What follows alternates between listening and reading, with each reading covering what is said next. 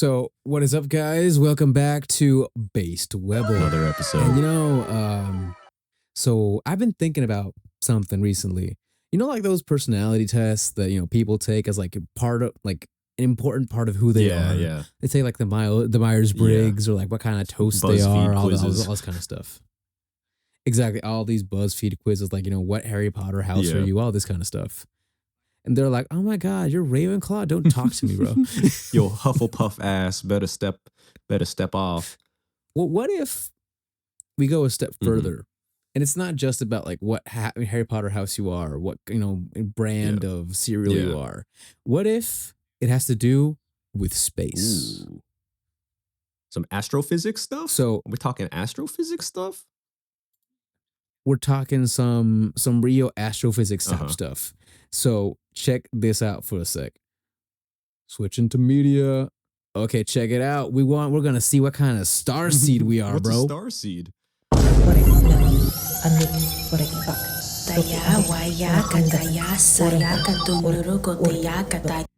you heard of the term ever? Well, not until very recently. I think it's once you started sending me all these freaking crazy like alien posts. Look, it says it right here. Do you ever feel like you don't belong to this Mhm. Earth? That maybe you've come from another universe or galaxy? If so, you may be a star seed. Have you ever thought of yourself as maybe otherworldly? I can't, Justin? dude. You know, I struggle to fit in with the normal person. You know, I got quirks. I'm a quirky individual. Do I got alien blood in me? That's the question. I mean, dude, that's what I'm saying. Like either you got to make your social skills better, or you just don't have to because you're a fucking Freaking alien. alien, bro. We think differently. So, starseeds, as per this quiz, are beings that have experienced life outside of this universe. Perhaps you've lived a full life on another planet or dimension in the past, and your time on Earth is your second, 10th or 100th life. But are you a starseed? If so, what type of starseed are you, and what does that say about your personality? Answer these questions to find out. So, what I was thinking is we could like each do a quiz. But that'd be boring. So how about we try and like debate our answers for this quiz? Yeah. Well, I was gonna say, when I heard the word star seed, it seemed a lot more like sexual in nature. You know, I mean, like, what do you mean? Just the term seed. You know, it's just like I thought it's like, all right, you got somewhere along the lines, you know, your ancestor, whether it's like your great grandma or grandpa, they got abducted by ET and some freaky shit happened. So I thought it was that kind of stuff where it's like, oh, you're descended from aliens, you know, but it seems to me that this is more along the lines of like reincarnation or something like that. Wait, so you were thinking like in regards to like fucking Ben 10 lore, it's like, nah, like my grandpa fucked an alien. Yeah, well, I mean, that's now I got superpowers. Yeah, I thought it was that. But it seems to me this is more like a spiritual thing, like a reincarnation or past lives type thing. I mean, look, there's no reason it can't be both. So, a bit of context before we start. So, as per the quiz, starseeds are something that I haven't seen too much online, in places that just aren't TikTok.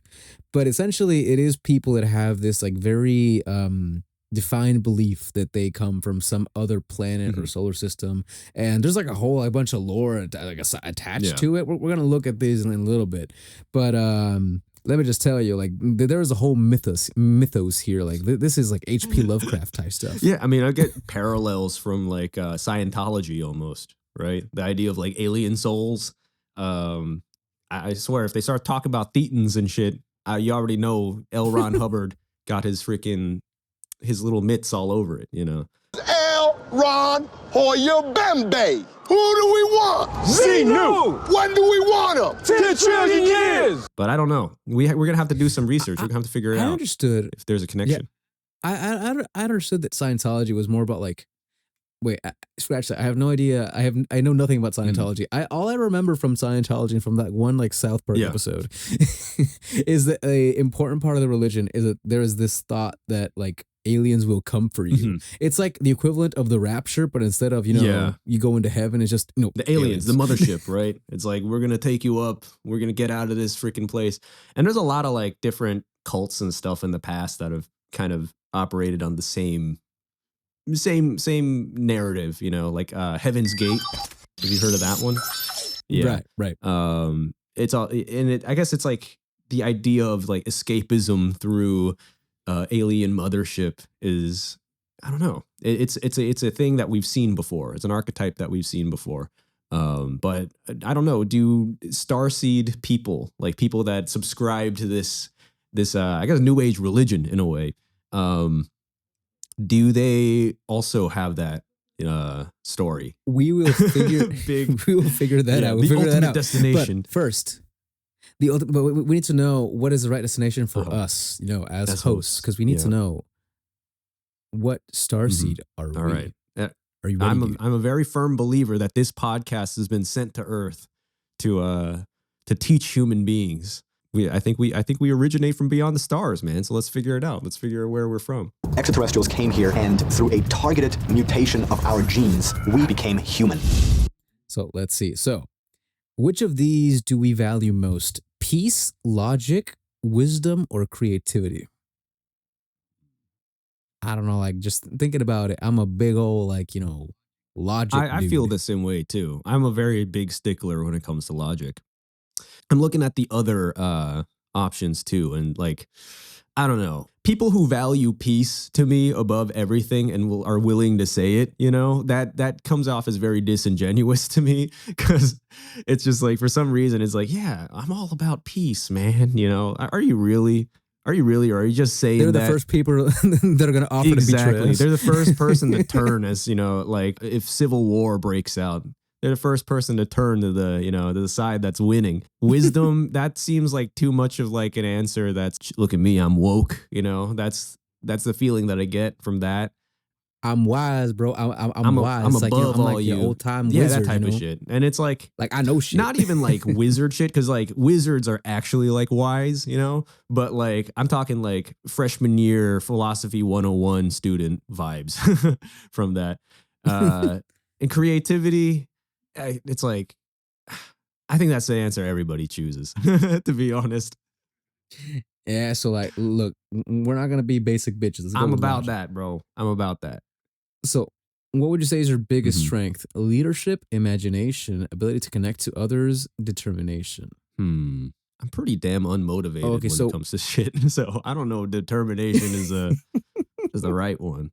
Ability to connect to others, like I don't feel like I suck at that, but I don't feel like it's like my main strength. Yeah. And it's like this. My ability to connect with some people, right? Not with everyone. I think I have a very strong So it's ability to like- do that, but not with everyone.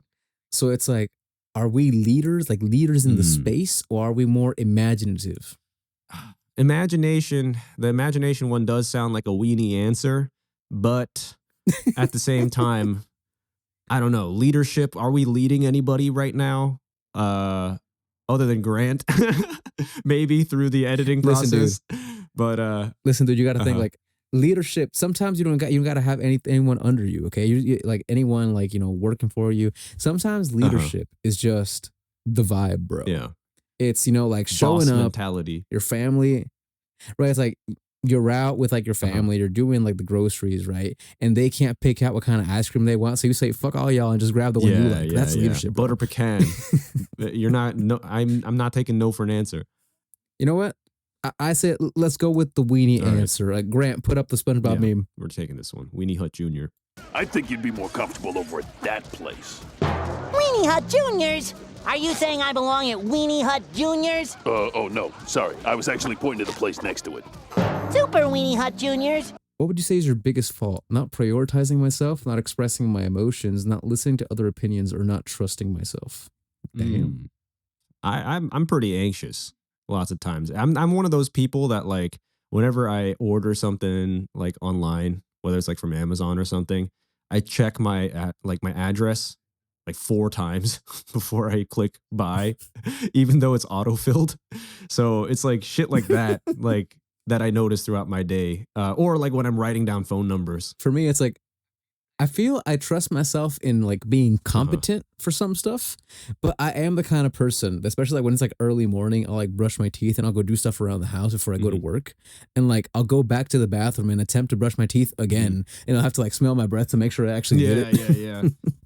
Not listening to other opinions. I mean, I could see that. I sometimes just steamroll over, especially if that other opinion's dumb as fuck. You know, I don't want to listen to it. I'm steamrolling right past it. It's not worth my time. Not expressing my emotions. I think I express my emotions too much, to be honest. Not prioritizing So myself. Not really. I mean, I actually care more about stuff that I like than stuff I don't. Let's go with like not trusting myself. I think it's like, we're the kind of person that, you go out the door, you lock it, but then you go to the elevator to leave, and then you come back and check the door again, make sure shit, you I do actually that with my locked it. car too, bro. Trust issues, bro. Trust issues. Dude. Yeah, no, I'd make it all the way across the parking lot to the grocery store. And I'm like, shit, did I close the door? We're going all the way back.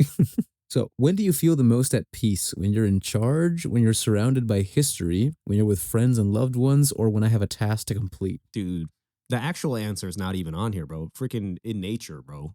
When there's absolutely no other human presence around in the middle of the forest, that is when I feel at the most peace.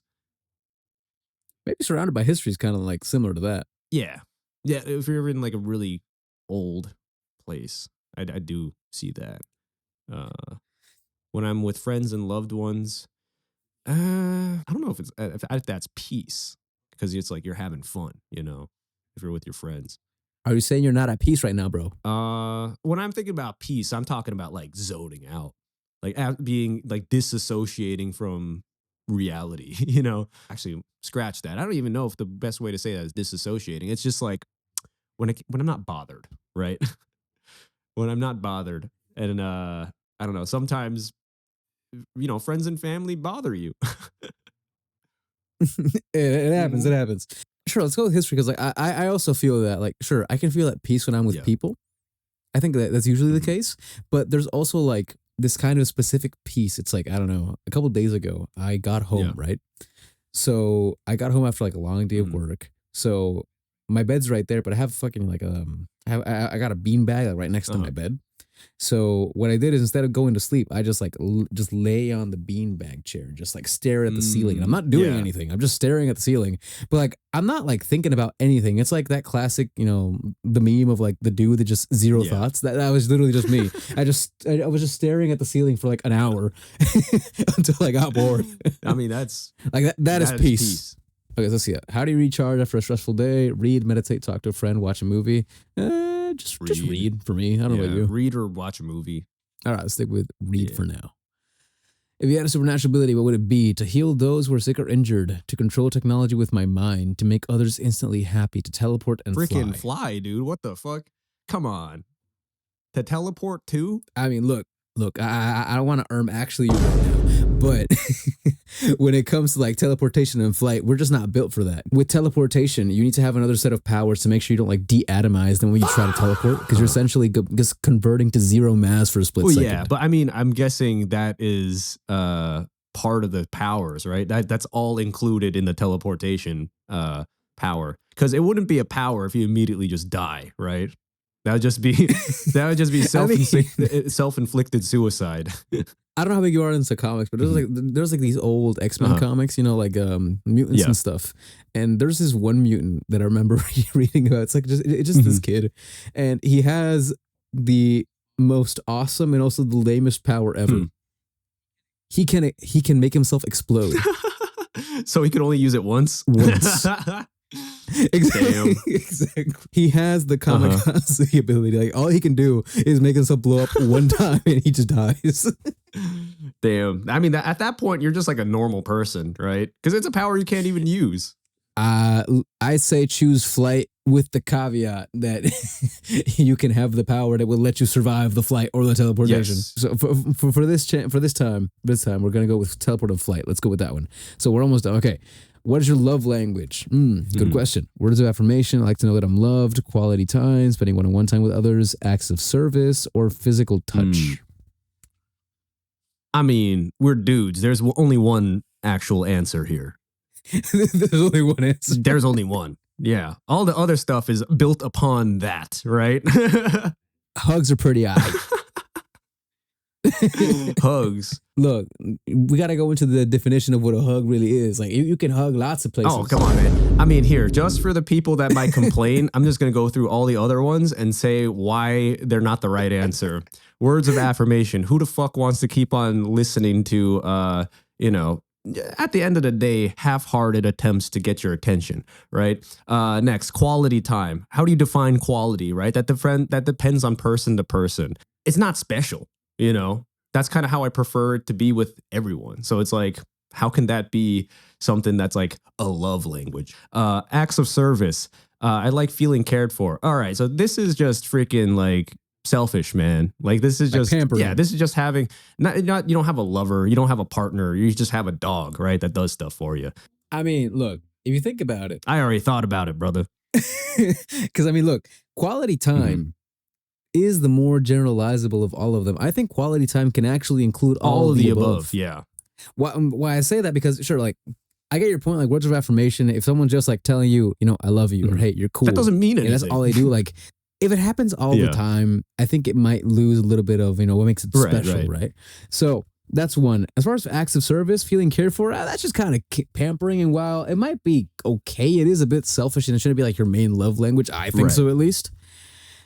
And for physical touch, I mean, like, physical touch is fine, but I think physical touch only really has a place when there is also like words of affirmation or other stuff like tied to it. Because it's like, I'm thinking like, let's say love languages is specifically applied to like whoever you're, you know, I don't know, your partner, for example. Then it's like, I don't know if I'd feel like particularly loved if it was just like I show up at her house and she just like hugs me for 7 hours. Well, that's what I'm Hugs in saying though. quotes. But like we said, all the other ones are kind of like, they're vague, you know, and also they could fit into quality time, right? I guess the main advantage that physical touch has on all the other ones is just how direct it is, right? If someone be touching on your pee-pee, there's only one explanation for that, right? All I'm saying is I think quality time will, in one way or another, include all of the other ones. I'd go with that one. All right. I know them hugs are pretty good, but I'm just trying to be real, man. What do you I'm wish just you trying had? to be real. what do you wish you had more of in your life? Trust, strong relationships, consistency, or independence? More More of. of. Like, for me, dude, honestly, I think consistency. Like, I think I'm pretty consistent as is, but a lot more of that in like in general. I think that would just make everything better. Yeah. Because strong relationships, feel like I got those. Trust, feel like I got those. And independence is like a product of consistency in my head. Right. I agree with that. All right, let's do it. So, almost done. Do you like following a plan or schedule? Are you organized? If that plan or schedule was made by a reliable source, yeah. Let's say it's made Made by by you. me, I would say so. Because I would say like my role when it comes, because I take a lot of road trips, you know, with buddies and stuff to go camping. I'm usually the person that plans like the itinerary for all that stuff. And yeah, I like coming up with a plan and like executing it. Let's go with that one. So, which of these quotes do you resonate with most? To add value to others, one must first value others. Or, we are stronger in the places we have been broken. Sure. Creativity is intelligence having fun. Okay. An eye for an eye will only make the world blind. Aye. All these kind of bullshit, but okay, hold on. Especially the "we are stronger in the places we have been broken" one. That sounds like a you know, middle America wine mom Facebook banner quote. It's like, dude, you're trauma dumping. Yeah. For what? For what? Staying at home, taking pills, Yeah. contributing to the So this opioid one, to epidemic. add- So look, for me, I think I either do the first one or the last one. What do you think? I think the first one. I think that's pretty true, right? In order to help other people, you got to make sure you don't hate them. You know. Second, product design, bro. You can't just go and make a product. You got to think of the consumer. Everything starts and ends with the consumer. Yeah. So, what do you feel like is your highest purpose? Leading, helping, teaching, or creating? Let's see. I do like teaching, but I would say like making stuff. That's always been a pattern in my life as a child, and now working with different things. Even this project, is new. You know, I say the same thing. Like I always say that the thing that makes my job and the stuff I do in general just a lot of fun is I just like to build stuff. I just like to know that I did something that made something happen, and now it's real. That's cool. That's really cool for me. Pretty good answer right there. So, are you ready to figure out what starseed we are? First, we get an ad, but hold on. What's the reward? We are Andromedan. Wow. And it even has like a little constellation diagram there to show us where we're from. Check this out. So we're from right there, bro. Check it out. So we made one quiz. Okay. You are a free spirit and have a strong sense of independence. You come from Andromeda, a spiral-shaped galaxy. Your soul craves adventure and creation. You may be called a wanderer because of it. You're imaginative, friendly, and fun, making you a loyal companion and teacher to all. Your color is blue, sure. You're a teacher, sure. Drawn to history and arts, okay. Focus on reminding yourself that it's okay to express yourself and be joyful. That's so funny that they say it's like you are imaginative, friendly, and fun. Whereas the entire time we're just shitting on all the other like stupid answer choices. Being like, this is dumb. This is for weenies. But dude, you know what's fucking hilarious? Scroll to the top. I just noticed it like when we were taking the test, to the very top on the right area. This has actually been reviewed. The spiritual advisor? Yeah, it's been reviewed by a spiritual advisor. And they even have 2 co-authors for this. So Stina Garbus, you really did some deep research and cross-referencing to make sure this quiz is up to snuff on its accuracy. Like I'm saying, dude, this is peer review, bro. That's wild. I wonder what it takes to be reviewed or to be like a peer reviewer on WikiHow. Psychic astrology. That is a very the University of Metaphysics. Yo, go back. Dude, we can figure that out right now. Yeah, we're going back right now. I'm switching goodness. this to the media. I want to go to the University of Metaphysics, man. So Reverend Stina Garbus is a psychic astrologer and owner of Psychic Steina, a psychic business based in Corvallis, Oregon. She's a psychic medium and astrologer for over 30 years and has helped hundreds of thousands of people. Okay, in spiritual tarot card and astrological reading, as well as business and business consultations. Okay, she's also a well-known spiritual social media influencer and author. The University of Metaphysics, a bachelor in spirituality, bachelor's in spirituality. She's published a book. Yeah. And she's an ordained minister license, International Metaphysical Ministry University Seminary. Wow. Oh my gosh. Hey, from a ordained minister to another ordained minister, I need to see your credentials. Did you know I'm actually ordained by the Church of Dudism? The Church of Dudism. It's like a parody religion that like is based off of this movie, The Big Lebowski. Oh, yeah, right. But I've been an ordained minister of Dudism since I think like 2021 or 2020. What are the tenets of Dudism? Dudism? The dude abides, bro. It's I would say the closest thing to it is probably just like it's like Taoism, but with like way more alcoholism involved, Just drinking, day drinking. In the limo, you son of a bitch. No argument. Hey, careful, man. There's a beverage here, huh?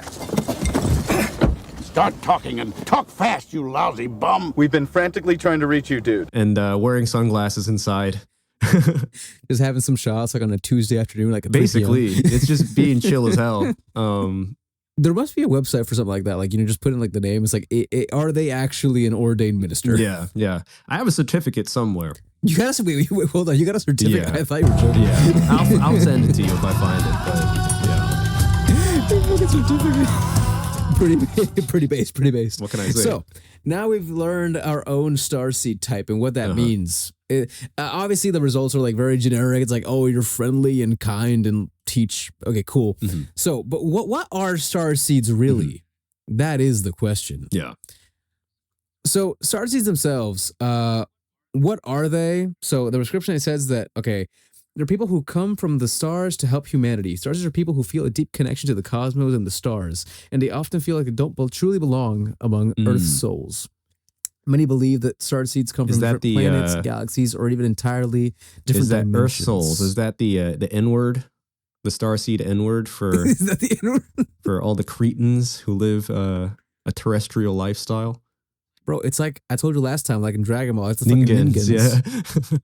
We got the All right, so Ningans. can Starseed go to Super Saiyan, bro? How high can they go in the Saiyan scale? This is the concept is mentioned in Brad Stager's book Gods of Aquarius, published in 1976. They are the star people. I mean, like, if they got star powers, they could probably go Super Saiyan. I'm just saying. Yeah. And also, this is coming from like a literary background, right? It started like by a book. It says, which is also another like pattern that we see with Scientology, because L. Ron Hubbard was Hubbard. freaking science fiction author. So very interesting similarity in the origin of this. Right. And here it says examples of, okay, fine, that in different cultures, many ancient Egyptian gods were believed to live in the sky. Okay. The Hopi held, is that how you say this? The Hopi. Yeah, Hopi? they're a Native American group, I think, in the Southwest here. They held the belief that their ancestors came from Pleiades, an open star cluster. So signs you may be a starseed. How do we know we're a starseed? That doesn't matter. But what kind of starseed types are there? Starseeds often live with the hope that positive change will soon come to the world and humanity, and they might involve themselves in activism or politics to manifest these changes.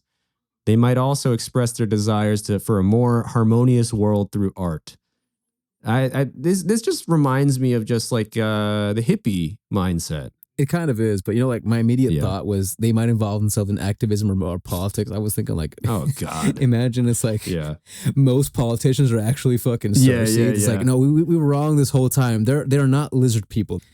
So now that we know what the mission is, so sure, like they talk about like the mission. They heal the world and its people, and they also have lead humanity toward a spiritual awakening, and then they have to protect animals and plants on Earth. They're basically just hippies. So, what are the types of space hippies? Starseed types. We have the Syrian. Syrian starseeds are said to come from the planets orbiting around the stars, Sirius A and Sirius B. These individuals tend to live very simple yet spiritual lives and don't usually place a lot of value on materialistic things. They harbor a deep love for nature and are often slow to grow impatient or angry. The Pelagians. These starseeds come from the star cluster known as How do you say this word? Pleiades? Pleiades? Pleiades. I don't know. Pilates. Pilates? The Palladians. They come from the Pilates dimension, also known as the Seven Sisters. and are found within the Taurus be caked constellation. Up and flexible as hell.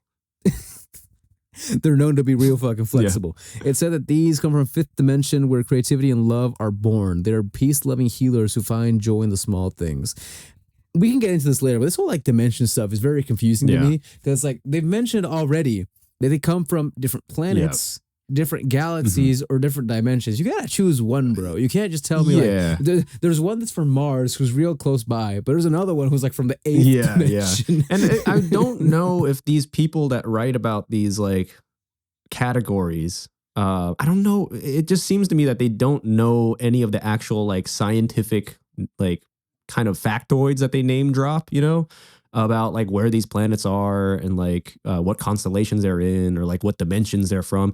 Like I don't know. It doesn't seem to me that these people know any of like the actual science behind any of the terminology they're throwing. But like, dude, it's like Hollywood science fiction. It's like whenever you want something to sound cool, you're like, bro, we got the quantum microwave. Yeah. Quantum, bro. Everything is so quantic. What does it mean? Don't worry about it. But it's just the fancy way to say like, look at my super special like magic machine. But no, it's actually science because I said quantum. Yeah. It's science because it sounds scientific. I wonder what like a crab nebula motherfucker would look like, you know?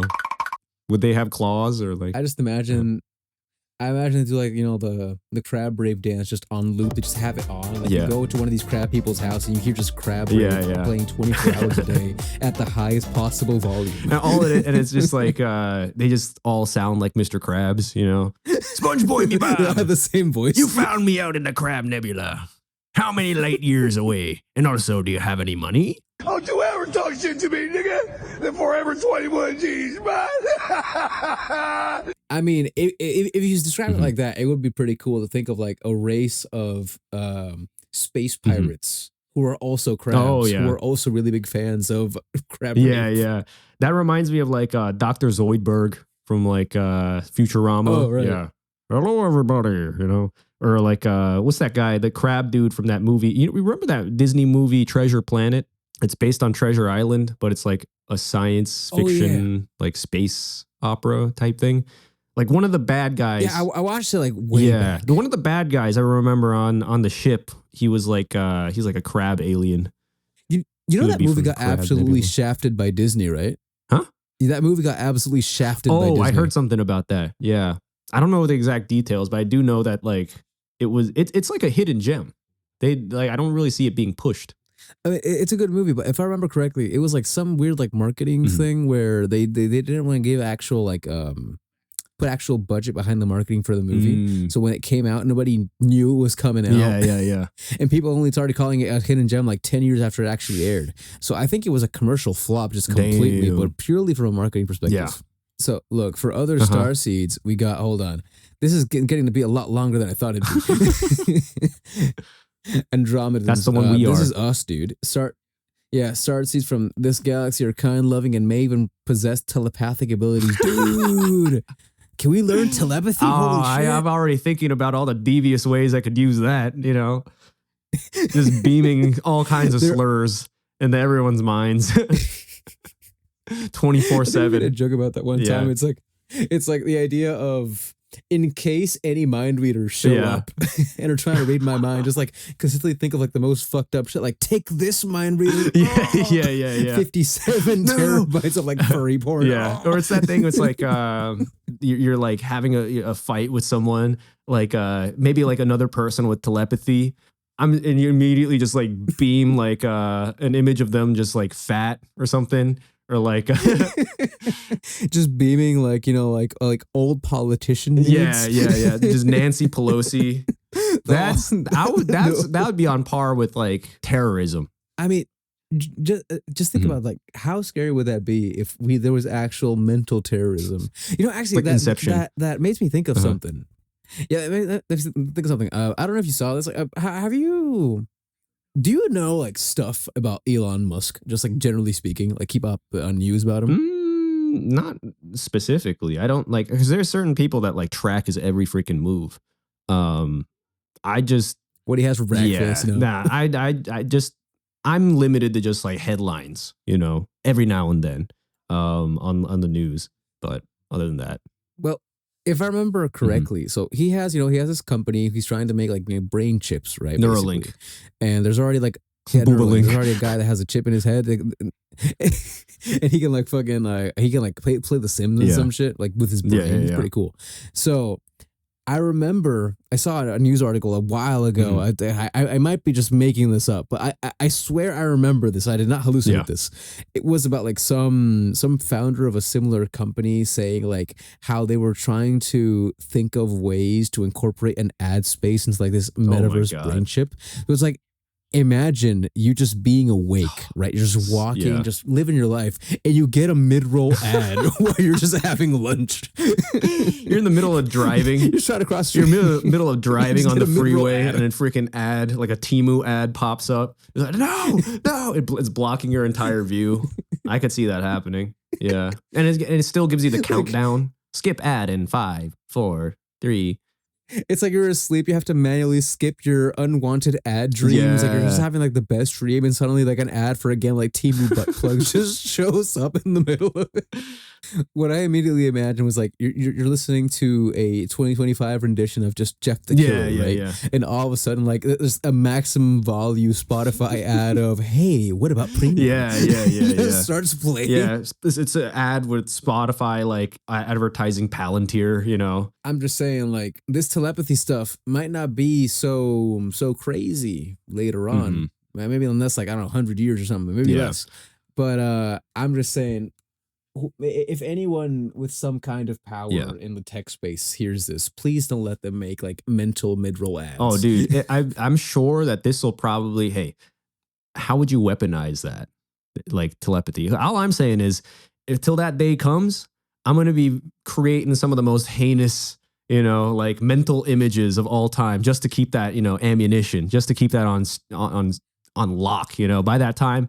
Like there's like, we got super soldiers coming in with guns, going into towns, rounding people up. But I'm just sitting there being like, I am beaming pregnant Sonic into your brain. Just sniping people from like 3 miles away with like just crazy images. Sending them to like it's shock, like the show catatonic shock, It's like the show Sherlock. Like you're going into your mind palace, but instead of being a mind palace where you remember shit, it's just like a gigantic folder full of the biggest human collection of like pregnant Sonic images, Mario getting cucked, all of the most heinous you can imagine, just like steadily built day by day. 100 terabytes exactly. And I have it on a folder. It's like and like the interface, the mental like interface that you go is just like the computer. So it's just a little like cursor that double clicks on, or it's just the base Webble meme folder. The one that Grant uses to edit. Orion. As her name... Wait, hold on. Is it the right one? Yeah. As their name implies, Orion Starseeds hail from the Orion constellation. They're most concerned with discovering the truth about the world around them. They're often very practical people who are passionate about science and research. Their main mission on Earth is to help people recognize the value of science and the knowledge it provides. So people just like science. Cool. So this is the part that is basically... Yeah, like, this entire article is just copy and pasting what comes from the Gaia article. What the fuck? it's the same research resource. It's the same reference. Yeah. And they changed the number, but it's the same reference. Wow. So they just plagiarized. They just copy and paste. Wow. They just plagiarized. So okay, you know what? Out of respect, go to the original. To the Gaia article. So they have. Oh, wait, hold on. What? There are vegan starseeds? What? They come from the star system Vega. Or be the original. Wait, but dude, have you seen the movie Spaceballs? It's not Spaceball. It's freaking Johnny Test. You know that show, Johnny Test? I watched it a while back. It even when I was a kid, I thought it was kind of shit. There was remember that one episode with I think they were also doing like a Star Wars parody, but it was like aliens from outer space that were vegans. Yeah, and like their planet was called like Vega or something. But like I think I know what you're talking about. Damn. So they're really talking about them aliens from Johnny Test. Yeah, it's like they're I might be confusing things. They have like this one like their overlord is like just this green dude. Yes. Let's see. That guy. Oh yeah. Dark vegan. This is the guy. Yeah, this is the one. Dark vegan. Dark vegan, bro. I remember because there's like an episode later on, like in one of the final seasons, where like all of Johnny Test's like villains come and try to save him or something. That's where I remember Dark Vegan from. Dude, freaking Bling Bling Boy. Remember that guy? It's literally... Dude, Bling Bling Boy was the best part of the show. Yeah. Oh, who knew that Johnny Test would be the show to like put a spotlight on Wiggers, bro? Wait, what do you mean Wiggers? Wiggers. You know... I don't know what Wiggers is. You got to look... Come on, man. You on the internet, what dog. What are Wiggers? What are Wiggers, man? Oh, okay. A white person tries to emulate or acquire cultural behavior and tastes attributed to black people. So like J-Rock from Trailer Park Boys. J-Rock, what are you doing? We're prepared to hook you up with this mob, but $150 a month. $150 a month. Know what I'm saying? Yeah, but that's the funny thing is like people say wigger, right? With the ER, the hard R. Something that I really agree with is if you say wigga with a soft A, that's even more racist for some reason. It feels more racist to say that. Like My wigger. my wigga. We gotta boobaify the wigger Yeah. word. The Lyran starseeds or Lyran starseeds. They're feline beings from the constellation Cat Lyra people? and are spiritual figures who focus on the development of psychic abilities. Their energy is represented in many ancient cultures, especially in Egypt. The Lyrans bring grace and creativity to humanity, inspiring spiritual growth. Okay, so we found the furry starseeds. Yeah, Good to know. It's the Khajiits from freaking Skyrim. Yeah. So we got the vegans. Dark vegan. I mean, we already know who. We already know dark vegans. They have deep connection with nature and spirituality. Okay, the Maldekians. I think that's how you say it. Maldek was a planet in our solar system that was destroyed by internal conflict. The Maldekians, who arrived on Earth, learn from their mistakes and seek to teach humanity to avoid self-destruction. They bring lessons on the responsible use of technology and power. Okay. And then the last one's Lemurians and Atlanteans. What? These ancient civilizations on Earth were highly advanced and spiritual. Starseeds from these places are reincarnated to share their lost knowledge. They seek to help restore the balance and wisdom that existed during those times. So, like, there are a lot of like different types of starseeds, but now they got like classifications. So they have three main ones: indigo souls, which are intuitive, bold, and visionary change makers; crystal souls, who are compassionate, gentle beings who promote peace and unity; and rainbow souls, that are joyful, creative, and higher frequency energies focused on healing and Rainbow love. souls. I think I know who they're talking about. Wait. I think I know who they're referring to. And they reference the Akashic records. Damn. What's that? They're trying to go deep in the lore. For anyone who hasn't heard of this, the Akashic records are a mystical, non-physical library or energetic field believed to store a complete record of every soul's experience, thoughts, and actions across all lifetimes. I've actually seen this not only be discussed in like the more like cosmic side of things, like New Age spirituality. Even I think I've heard of like old Christian texts, not like New and Old Testament, but they have mentioned this in some regard. I might be making that up. I remember like that. Christ consciousness, almost, right? Is that the term for it? It's almost like or it's like a religious concept that's shared by many other religions, but it's like the idea of like a all permeating consciousness, right? In the universe. Right. Essentially, it's like the idea, to my understanding, that everything you do in your life has like a backlog. It's like it gets stored in RAM. So you got like your cookies there to help you load the site easier. Like you got that, but on a universal scale. So like all of your search history is up there somewhere. There's like a spiritual server where all of that is hosted. All of your actions across your life. And that then gets connected to like other kinds of ideas. Like people use it to like bring it back to karma, stuff like that, from what I've read. Here's the weird thing about like this, because it does. It's like the feeling that I get is like this is a very high level like concept that's expressed in a very low level way of thought. In a way, they kind of mystify and make magical this idea of like an all permeating consciousness, or like in a way like simple cause and effect, right? They kind of like put meaning, like an anthropomorphized meaning into this supposedly unexplainable, ineffable concept, right? Something that we can't explain, right? And is beyond our current understanding. I think I get your point, which is basically that if you try to over logic this abstract concept and try to also apply human morality to it, it kind of loses what made it, it not understandable in the first place. And you end up talking about not this like more abstract concept. You're actually like, you're applying so much logic to it that you change the entire concept you were originally talking about, something like that. Yeah, or I would say it's the other way around. I think they turn something that's very, very real into a bunch of abstractions. You know, they kind of abstract their way away from something that's super real. You know, to the point where it's like, okay, to an outsider, you know, we are operating on some kind of like crazy fiction. You know, that's the reason why I think that we found it kind of funny, you know, when we first learned about the Starseeds, because it's all like, what level of abstraction did you guys go through, you know, to create this freaking mythos, you know? You know what? Now I am actually curious if, because we've seen like the whole, like I said, like the whole mythos. I don't know, because it said that it was first shown in a book, like the word Starseed or Star People. But I don't know if that's where all the descriptions come from, or it's like some sort of like community driven narrative, like an SCP kind of thing. Like over time, just the Starseeds add more description and more races. It's like they're playing D&D. Yeah. Or like SCP, they're adding like new entries.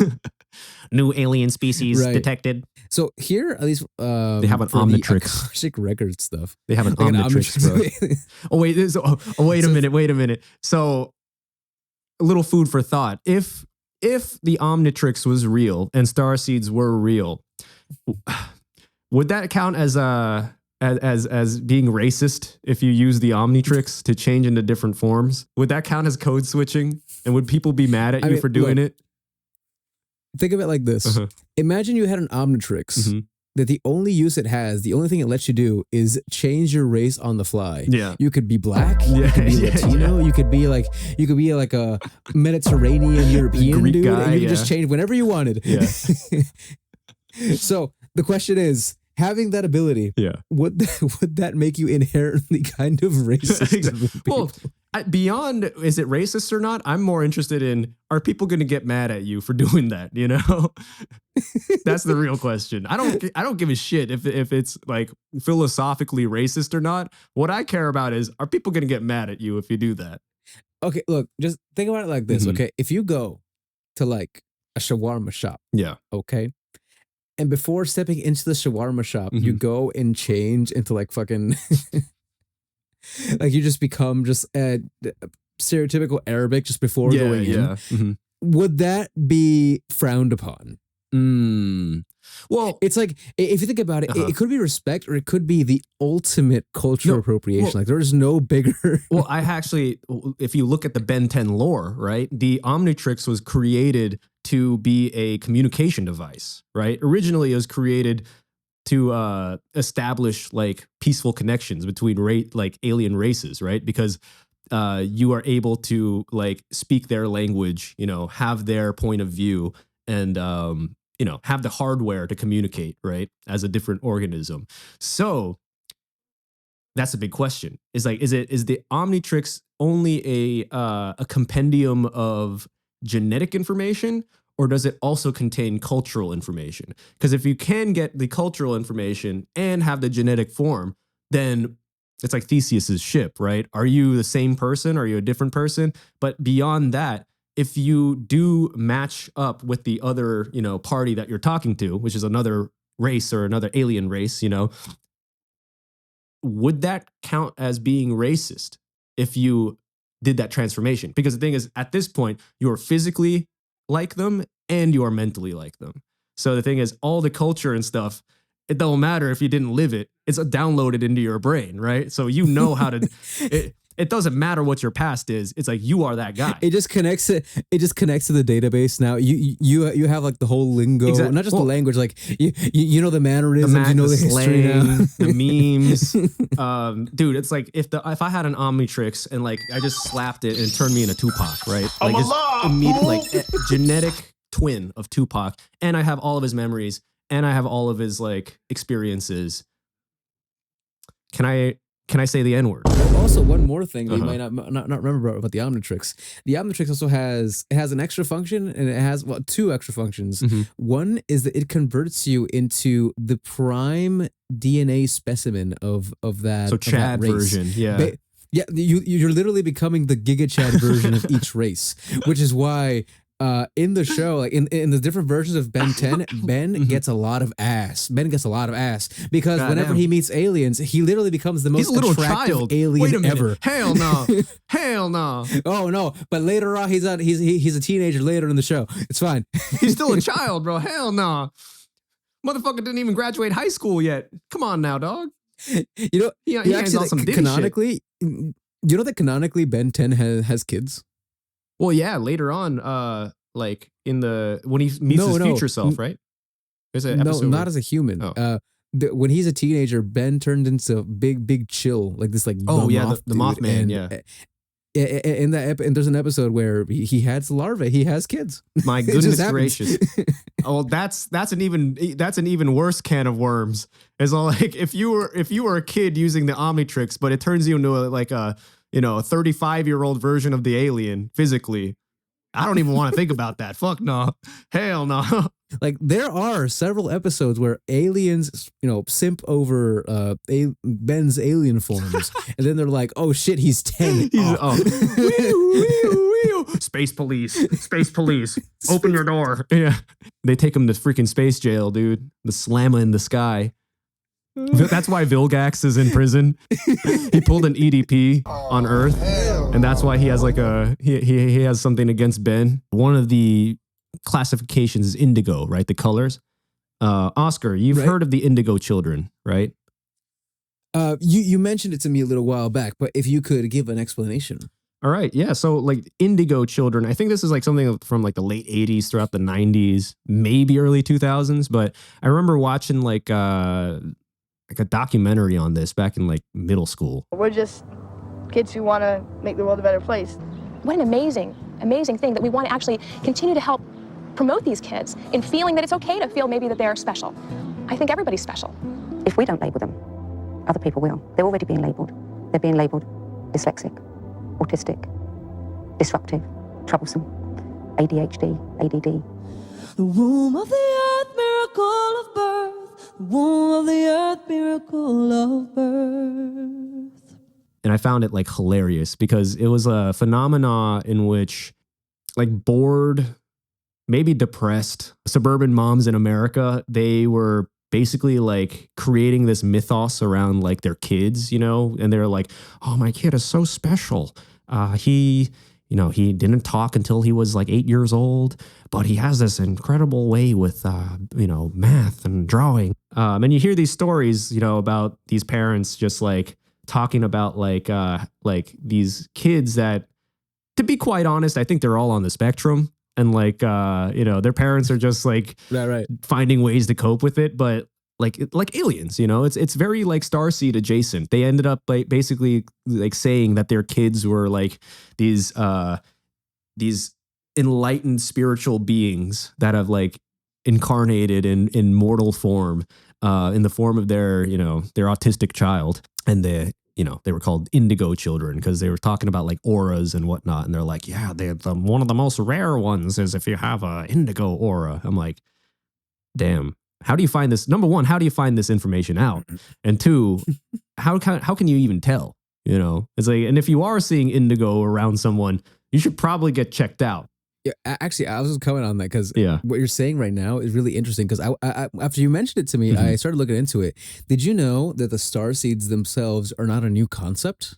In fact, I'd be willing to say that it's a natural evolution from the indigo children, and they're actually like in between steps. Oh, wow. So look, hear this. So indigo children is a new age belief originating in the late 20th century that asserts that certain children are born with heightened spiritual, psychological, or intuitive traits, often associated with a perceived mission to transform human consciousness or societal structures, which is very similar to what we talked about the Starseeds, like making the world a better place, the focus on science. Yeah. The concept was popularized in the 1990s by authors such as Nancy Ann Tapp and later expanded by Lee Nancy Carroll Ann. and Jan Tober. The term indigo refers to the purported indigo-colored aura said to surround these children. So we started there, right? So we have, as exactly what we said, so indigo children are frequently, misunderstood or misdiagnosed children that are probably on the spectrum in some way. Yeah. Oh, 100%. But we talk about them like they have some sort of like heightened spiritual powers. Yeah. Yeah. And this has been obviously like heavily criticized, both like medical and psychological. Right. And at the same time, it's like there's also like is this really good for your kids if you like cater their entire lives on this like on some crazy shit, on some crazy shit. Right. But did you know the Indigo Children had a sequel? Interesting. There's Indigo Children version 2.0 beta. Exactly. version 2.0 beta is the Crystal Children. Crystal Children. So what happened to Indigo?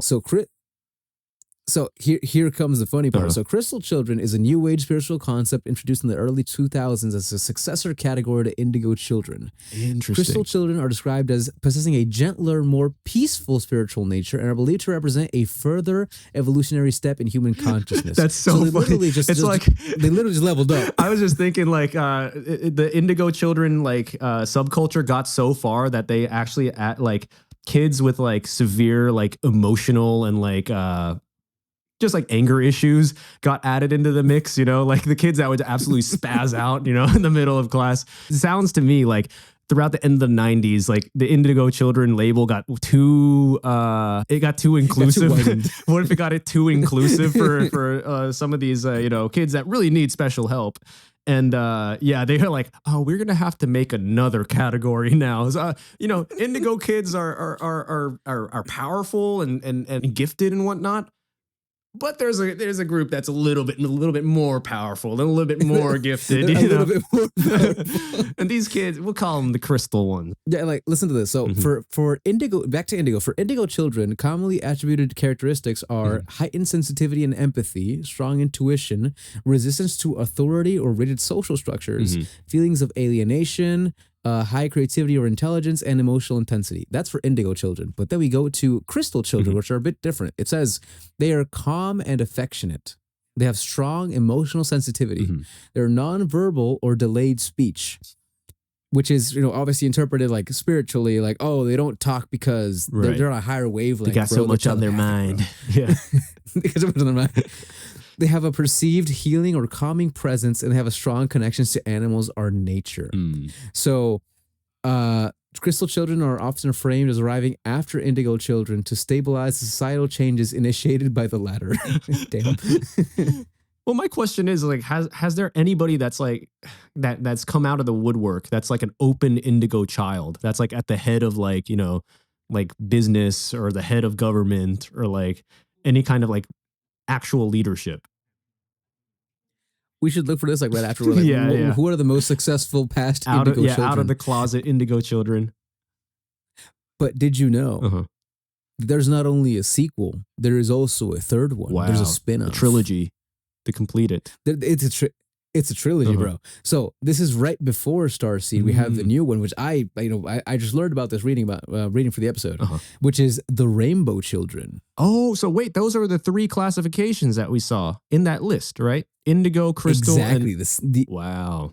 The same ones. Wow. So they started. So it's literally they adopted these three like phases of children that really need help, and just turned them into aliens. Oh my goodness, yeah. That is so the Rainbow Children. Like, it's rough. Oh, it's rough. Oh, this is tough. This one's tough. I'm sure that these kids got bullied more than the Crystal or the Indigo ones in school, just by the name alone. Just by the name. So look, the Rainbow Children is a later New Age classification describing children believed to embody joy, resilience, and emotional balance. The term suggests a post-conflict generation that emerges after Indigo and Crystal Children. So commonly attributed characteristics are high emotional expressiveness, strong optimism and adaptability, emotional intelligence, and ability to recover quickly from trauma or stress. So basically, it's like a Pokemon evolution, right? Yeah. Because we start with the Indigo Children, which are the guys who are they're probably gifted but also have some issues. Then we go to the Crystal Children, which also have issues, specifically in like talking to people and being nonverbal. Yeah. But they're like, maybe I don't know if they need more or less help than the Indigos. Right. But then we go to the Rainbow Children, which are apparently they're like the high functioning ones. Yeah.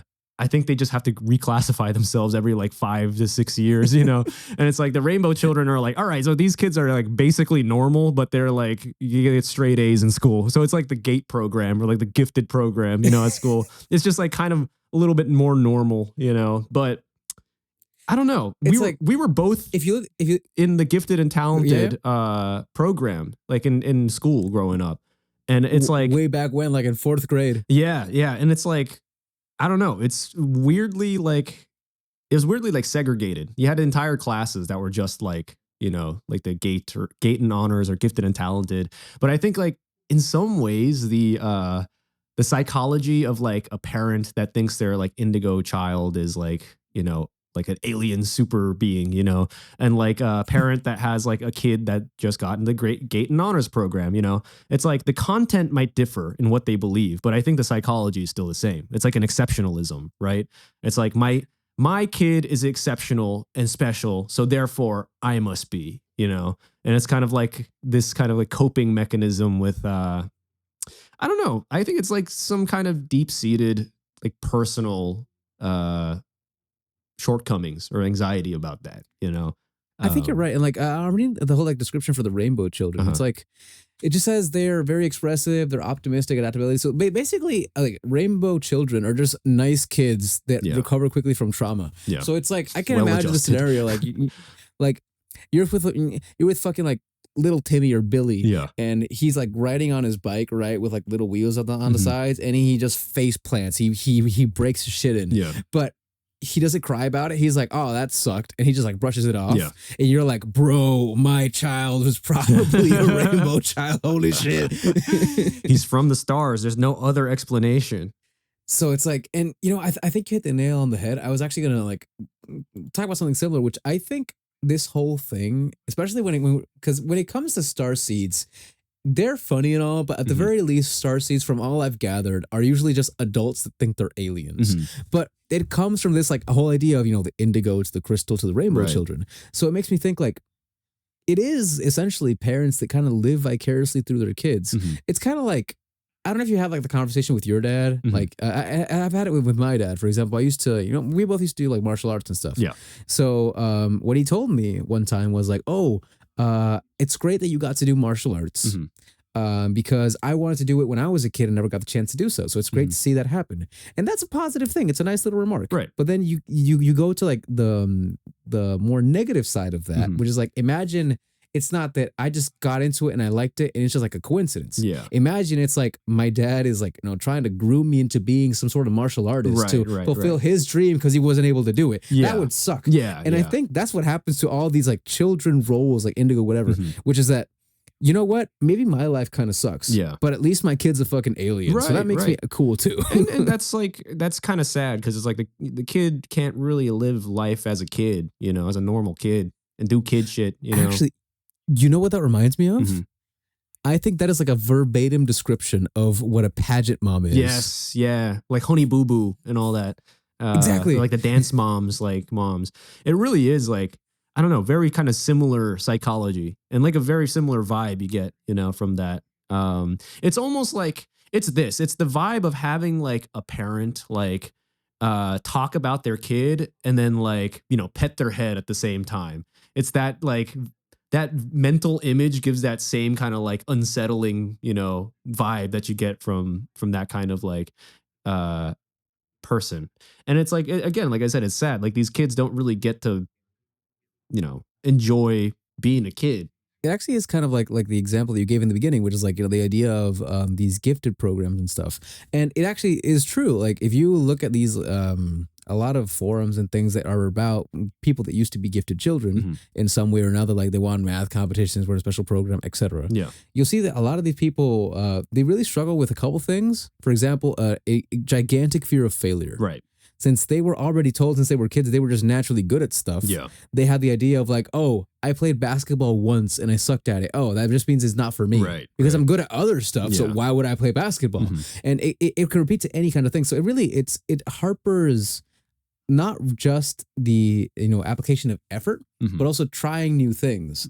And not only does it fear of failure, it's fear of failure. It's having a weird personal image of like I have to be good at stuff because if I'm not good at stuff, I'm worthless. Like that kind of stuff happened with these kinds of kids that were in gifted programs. Not all of them, but a lot of them. So I can imagine for cases like this. Imagine you're young. Imagine you're like 5 years old and your mom's telling you, brother, you're an alien. And like, who are you going to trust more than your mom? Right. So what happens is a lot of these gifted kids, I don't know if you remember, but some of them are little shits, right? Because they're like, I'm so smart. Right. And it breeds like arrogance in kids. Imagine the arrogance a child must feel if you tell him he's Luke Skywalker. Yeah. That he's a freaking Jedi. Like it's... Exactly. This is beyond just like, like a human scale. This is almost like like reaching megalomania, you know, like you believe you're like a god or something, or beyond like human capabilities. But at the end of the day, I think like it's fascinating to see that happens, you know, and the lengths people will go to, you know, mark themselves or the people they love as special, you know. And in a ways, lots of times that like idea of trying to break away, you know, trying to break away from reality, I guess, kind of traps you more than it does free you. It is just like putting your kids in a prison almost by accident. Doesn't matter if they're rainbow colored or they're crystal or they're indigo. At the end of the day, it's you trying to trap somebody who's, you know, not even had time to process what the world actually is, or to have like actual self reflections on who they are. Yeah. And you're already trying to assign them some sort of like super special role that they probably aren't will never be ready for, and you're just sort of thrusting it into them. It's not It's like, something brother, that's you're special. Did you know that? like not realistically possible for human beings, you know? So it's like it's for anyone. That's not a realistic thing to uphold. But Speaking of which, my dude. Yeah. Since we went over like what these are and what these mean and why they are the way they are, would you like to watch some Starseed TikToks? Beautiful. Yes. Please put them on.